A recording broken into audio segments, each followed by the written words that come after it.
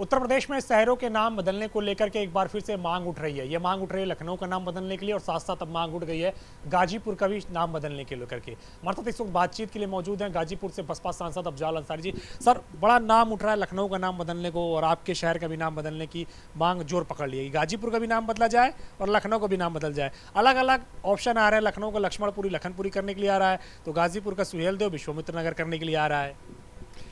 देखिए, सवाल ये है कि कौन लोग ये मांग उठा रहे हैं और इसके पीछे क्या मंशा है और आप इस एजेंडे को क्यों बढ़ावा दे रहे हैं। इससे जनता का तो कोई सरोकार नहीं है। हाँ, ये ज़रूर है कि इस समय जब देश में अडानी जी का विषय चर्चा में है और संगठित क्षेत्र में काम करने वाले मजदूर चिंतित हैं कि LIC का पैसा लगा हुआ है, आम आदमी मध्यम वर्ग का हर आदमी परेशान है, व्यापारी परेशान है कि स्टेट बैंक का 27,000 करोड़ रुपया बताया जा रहा है कि उसमें लगा है। Axis bank, Jammu and Kashmir bank, bank of Baroda. अब ये चर्चा कैसे दबाई जाए, तो इस सब के लिए कुछ नए शगुफे छोड़े जा रहे हैं। हम तो ये कहते हैं कि नाम बदलने से किसी भी शहर का समस्या का समाधान क्या है। गाजीपुर की समस्या है, गाजीपुर के नौजवान स्पोर्ट्स में दिलचस्पी रखते हैं और अपना मुकाम भी रखते हैं। गाजीपुर को एक स्पोर्ट्स कॉलेज क्यों नहीं दिया जाता?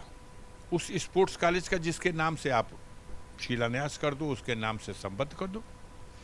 गाजीपुर में नौजवानों की ये मांग है, छात्रों की ये मांग है कि हमें कुछ मत दो, लेकिन हमें यूनिवर्सिटी दे दो, हम पढ़ सकें, हमारी बेटियां पढ़ सकें, हमारे नौजवान पढ़ सकें और अपने भविष्य का रास्ता तय कर सकें।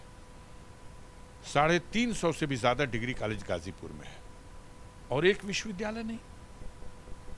मोदी जी के कॉन्स्टिट्यूंसी में 3 विश्वविद्यालय। तो कुछ तो संतुलन गाजीपुर के साथ लाइए। गाजीपुर में बंद पड़ी हैं फैक्ट्रियां, गन्ना मिल बंद है, किसान उदास है, बड़ौरा सूती कताई मिल बंद है, हजारों गरीब मजदूरों की रोजी रोटी खत्म हो गई। इस सवाल पे तो कुछ करिए। एक शगुफा छोड़ा गया और वो शगुफा आप लोग उसको खूब बढ़ावा दिए। जो लोग नाम बदलने की बात कर रहे हैं, नाम बदलने को कह रहे हैं, उनको आप क्या कहेंगे? नहीं, हम किसी को कुछ कहने की हमारी कौन सी हैसियत है कि मैं कहूँ। मैं अपनी समझ ये बता रहा हूँ कि सार्वजनिक क्षेत्र में जीवन में जो काम करने वाले लोग हैं, समस्या का समाधान कैसे होगा, बेरोजगारी की समस्या का, भ्रष्टाचार के सवाल पर, कानून व्यवस्था की गिरती हुई स्थिति के सवाल पर वो कैसे उत्तर प्रदेश में पटरी पर आएगी, लखनऊ में स्थिति कैसे संभलेगी, गाजीपुर की स्थिति। गाजीपुर बड़ा प्राचीन जिला है।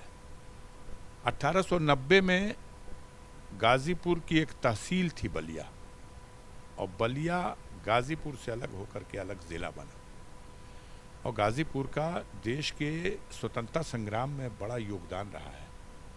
गाजीपुर और बलिया के उस क्षेत्र को यह गौरव हासिल है कि देश भले 15 अगस्त 1947 को आज़ाद हुआ, लेकिन गाजीपुर की मोहम्मदाबाद तहसील और बलिया का बैरिया, ये 18 अगस्त 1942 को तहसीलों से और कलेक्ट्रेट से झंडा हटा करके ब्रिटिश हुकूमत का और तिरंगा झंडा लहरा दिया गया। डॉक्टर शिवपूजन राय के नेतृत्व में अंग्रेज़ों की गोली से 8 वीर गाजीपुर के मोहम्मदाबाद तहसील पर शहीद हुए और बलिया में भी यही स्थिति रही। 13 दिन बाद फिर से ब्रिटिश हुकूमत के फौजें आईं और नियंत्रण पा करके फिर से वो डिक्टेटर कलेक्टर जो वहाँ चित्तू पांडे घोषित किए गए थे, उनको चौराहे पे फांसी पे लटकाया गया। तो एक गौरवशाली इतिहास है देश की को आज़ाद कराने के लिए, देश की सीमाओं की सुरक्षा के लिए, जहाँ कारगिल युद्ध में राम दुलार यादव, जयप्रकाश यादव, इश्तियाक खां, तमाम वीरों ने, 13 से अधिक नौजवानों ने कारगिल की चोटी को फिर से भारत का हिस्सा बनाने के लिए अपनी बलि दी है। हम नाम की चिंता में नहीं हैं, हम काम की चिंता में हैं। ये सारे बलिदान के बदले गाजीपुर के हिस्से में जो मिलना चाहिए था वो अभी तक नहीं मिल सका। किसान उदास है। एक क्रूज पार हुआ, उस क्रूज में पता चला कि कुछ विदेशी लोग हैं, ये बनारस से चला है और बंगाल तक जाएगा। जो अखबारों में छपा वो 12 लाख रुपया उसका पैकेज है किराए का। उस क्रूज के गुजरने की वजह से किसानों को जो गंगा नदी से पंप कैनाल से सिंचाई का पानी जाता था बंद करा दिया गया, महीनों बंद। गंगा नदी के तट पर जो किसानों को चलने के लिए, आम नागरिकों को चलने के लिए जो चह बनाए गए थे वो चह खोल दिए गए कि ये पुल नहीं रहेगा, क्रूज पास होने वाला है। डीएम और सारे अधिकारी, जब प्रधानमंत्री गुलदस्ता देता है और शुभारंभ झंडी दिखा के करता है तो उस क्रूज को सारे डीएम और सारे अधिकारी घाट पर आके फूलों की वर्षा करते रहे। ऐसा लगता था कि गंगा मैया की लहरों को किसी व्यापारी की नज़र लग गई। और बाद में ये छपा कि 70 करोड़ रुपए से ज़्यादा खर्च करके किसी व्यापारी ने यह एक तैरता हुआ होटल और उसके माध्यम से, क्या कहा जाए, विलासिता का ये साधन, जहाँ जिस देश में आज पढ़े लिखे बेरोजगार नौजवानों को रोजी रोटी का कहीं कोई सहारा नहीं है, वहाँ इस विलासिता के साधन से हो सकता है कुछ अरबपति खरबपति अपनी मौज मस्ती और पिकनिक का साधन बना लें, लेकिन आम इंसान की समस्या का तो हल नहीं हुआ बल्कि और कठिनाई पैदा हुई। आपको कहना है कि आम इंसानी समस्या का हल हो नाम बदलने की बजाय? जी, मैं हमेशा चाहता हूं कि समस्या का हल हो, नाम कुछ भी हो। नाम बदल करके कोई उपलब्धि नहीं है। नया अच्छा सा खूबसूरत सा फिर एक शहर बसा लो, फिर एक राजधानी बसा लो। आपके पास काम करने के लिए कुछ है मौका, कर लो, अन्यथा आप भी कल इतिहास बन जाओगे। और इतिहास कभी किसी को माफ़ नहीं करता कि जब आप कुछ करने लायक थे तब आपने सिर्फ नाम बदला, काम नहीं किया। अब एक सवाल इससे इतर है, भारतीय जनता पार्टी की निगाहें 2024 के लोकसभा चुनाव पर है और मुसलमानों को भी साध रही बीजेपी। पहले पासमंदा समाज के मुसलमानों को साधा, अब सूफी समाज के जो लोग हैं, जो सूफी विचारधारा के लोग हैं, उनको साधने के लिए एक कमेटी बनाई है भारतीय जनता पार्टी ने। उसके जरिए उन मुसलमानों को भी अपने पाले में लाने की कोशिश है। देखिए, हम लोग दिल्ली में बैठे हैं, लेकिन आपकी बात से लगता है कि आप ज़्यादा उत्तर प्रदेश के माहौल से प्रभावित हैं। पूरे हिंदुस्तान के चुनाव में मुसलमानों को ही सामने टारगेट पे रख के चुनाव की चर्चा प्रारंभ करना मुनासिब नहीं है। बहुत से ऐसे प्रांत हैं जहां मुसलमानों की संख्या बहुत कम है, वहां भारतीय जनता पार्टी कौन संप्रदाय को अपने साथ जोड़ेगी? पंजाब में क्या करेगी, हरियाणा में क्या करेगी, उत्तराखंड में क्या करेगी?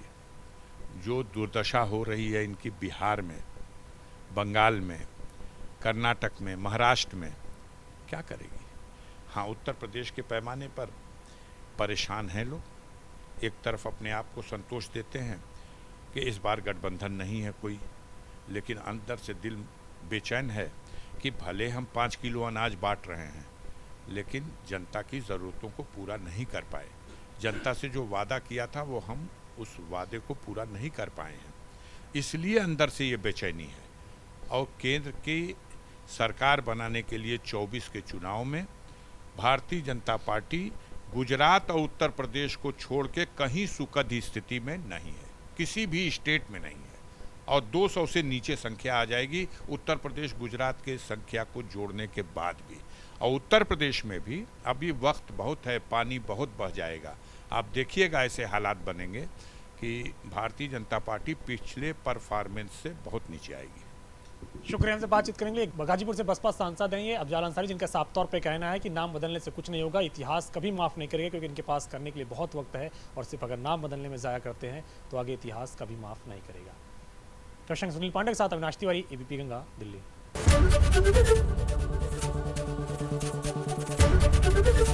एबीपी गंगा, खबर आपकी, जुबान आपकी।